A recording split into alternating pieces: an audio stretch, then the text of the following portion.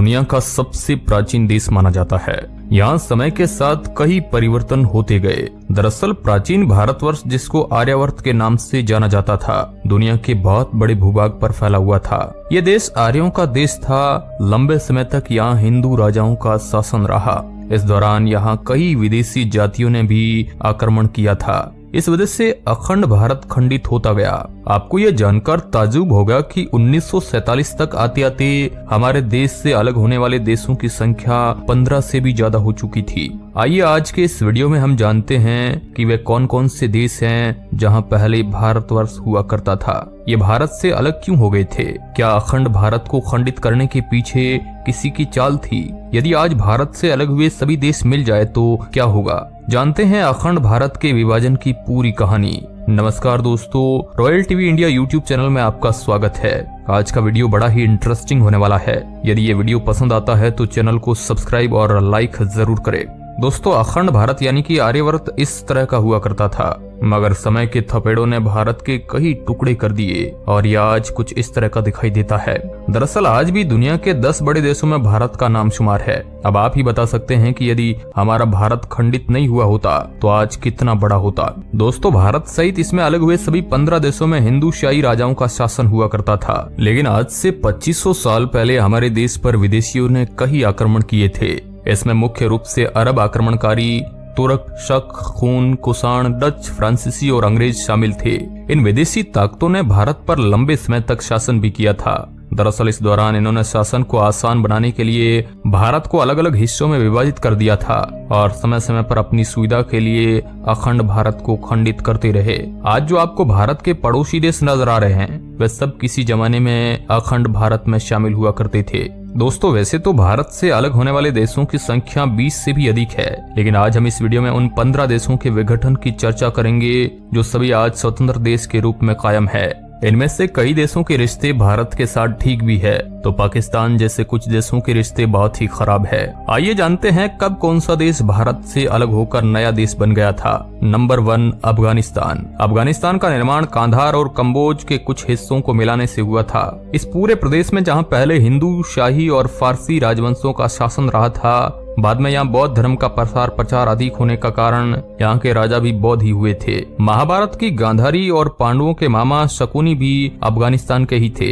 हालांकि आगे चलकर अफगानिस्तान पर सिकंदर ने आक्रमण कर दिया था। इसके बाद 7वीं शताब्दी में अरब के मुसलमानों और तुर्कों ने आक्रमण कर दिया था। हालांकि अंग्रेजी हुकूमत के दौरान अफगानिस्तान ब्रिटिश इंडिया के शासन के अधीन था।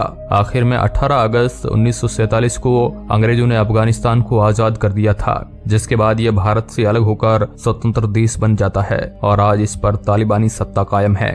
नंबर 2 पर है नेपाल। दरअसल नेपाल अखंड भारत का ही एक भूभाग था।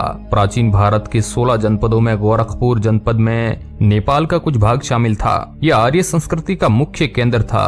रामायण की सीता का जन्म स्थान मिथिला यही है। इसके अलावा भगवान बुद्ध का जन्म स्थल लुम्बिनी भी यही मौजूद है। नेपाल को पहले देवघर के नाम से जाना जाता था। यहाँ साल 1560 के आसपास हिंदू शाही आर्यों का राज हुआ करता था। 4वीं शताब्दी में यहाँ बौद्ध धर्म का आधिपत्य हो गया था। इसके बाद 7वीं शताब्दी में नेपाल पर तिब्बत का आधिपत्य हो गया था। आगे चलकर नेपाल में गोरखाओं का बोलबाला हो गया था। ब्रिटिश शासन के दौरान नेपाल पर भी अंग्रेजों का ही राज स्थापित हो चुका था। साल 1923 में ब्रिटिश और नेपाल के बीच एक संधि हुई थी, जिसमें नेपाल को एक स्वतंत्र देश घोषित कर दिया जाता है। नेपाल अखंड भारत से अलग होकर एकमात्र हिंदू देश बना था। हालांकि 2008 के बाद नेपाल भी धर्मनिरपेक्ष देश बन गया था। नंबर 3 पर है भूटान। दोस्तों, भूटान भारत का अभिन्न अंग था। भूटान भौगोलिक रूप से हिंदुस्तान से जुड़ा हुआ था। भूटान में आज भी वैदिक और बौद्ध धर्म के लोग निवास करते हैं। साल 1906 में अंग्रेजों ने भूटान को अपने अधिकार में ले लिया था।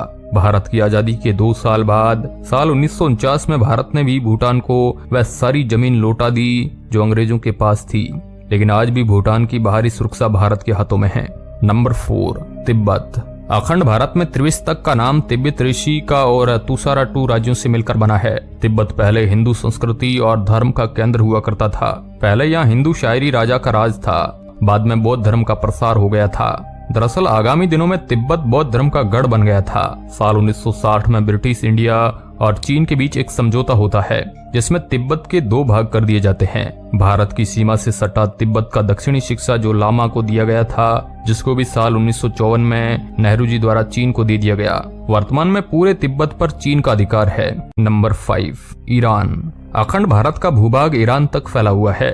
ईरान का पहले नाम आर्यन हुआ करता था। कहा जाता है कि भारत के आर्य वहां जाकर बस गए थे। 7वीं शताब्दी के बाद ईरान के पड़ोसी देशों के अरबों ने ईरान पर आक्रमण करके अपने कब्जे में ले लिया था। इसके बाद यहाँ के आर्यों को इस्लाम में कन्वर्ट कर दिया गया। आज ईरान एक इस्लामिक कंट्री है। Number 6, Cambodia.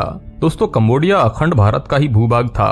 कहा जाता है कि प्रथम शताब्दी में कंबोडी नामक ब्राह्मण ने यहाँ हिंदू राज्य की स्थापना की थी। आपको ये जानकर हैरानी होगी कि आज भी विश्व का सबसे बड़ा हिंदू मंदिर कंबोडिया में ही है, जिसका फोटो वहाँ के राष्ट्रीय ध्वज पर लगी हुई है। ये देश हिंदू संस्कृति का सबसे बड़ा केंद्र था। भगवान विष्णु के इस विशाल मंदिर को देखकर अखंड भारत के बारे में गर्व होता है।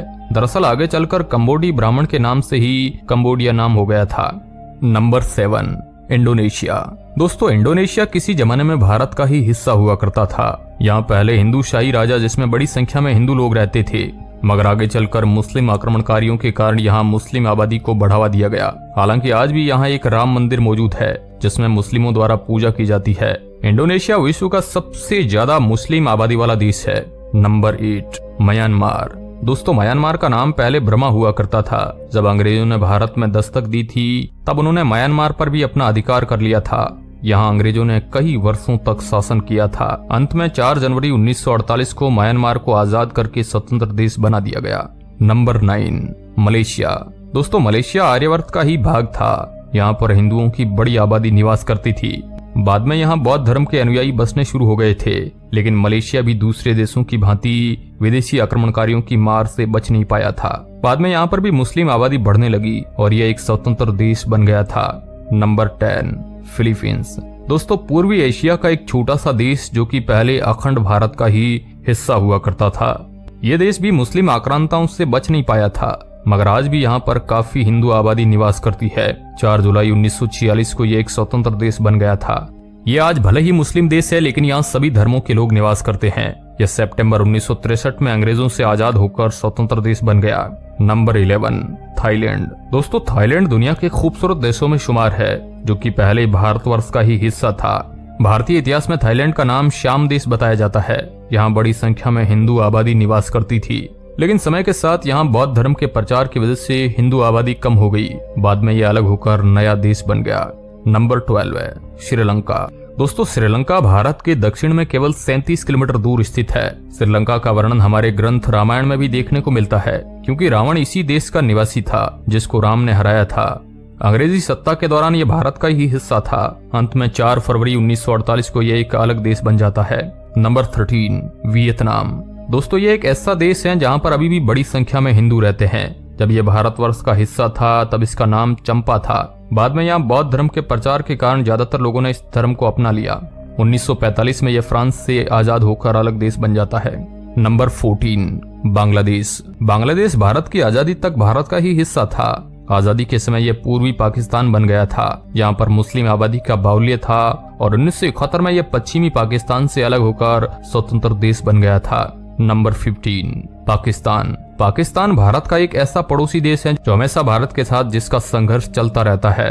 आजादी के बाद लगातार 3 बार भारत से इसका युद्ध हुआ है, लेकिन तीनों बार भारत से मात खाई है, जिसके साथ कश्मीर को लेकर विवाद चल रहा है, जो 1947 में भारत से अलग हो गया था। इस प्रकार एक के बाद एक करके ये 15 देश भारत से अलग होते गए।